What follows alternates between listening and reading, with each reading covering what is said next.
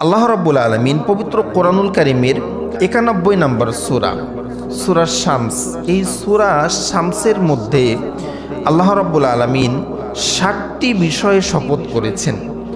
৭টি বিষয়ে শপথ করে আমাদেরকে একটি জিনিস থেকে সাবধান থাকতে বলেছেন।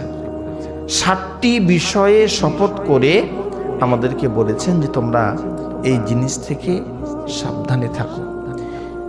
তো আল্লাহ শপথ করলেন, আল্লাহর কোনো বিষয়ে বলার জন্য শপথ করার, কসম করার কি দরকার আছে? দরকার নাই। তারপরও আল্লাহ কেন কসম করলেন? এর কারণ হলো এই কথার গুরুত্ব বোঝানোর জন্য আল্লাহ কসম করেছেন। সুবহানাল্লাহ। আমরা কোনো কথার গুরুত্ব কাউকে বিশ্বাস করানোর জন্য কি করি? কসম করি। আল্লাহর কসম করে বলছি ভাই এটা সত্য কথা। আল্লাহ রাব্বুল আলামিন ৭টি বিষয় কসম করে ১০ নম্বর আয়াতে বললেন যে তার নফসকে নষ্ট করেছে, তার নফসকে কলুষিত করেছে, সে ক্ষতি সাধন করেছে।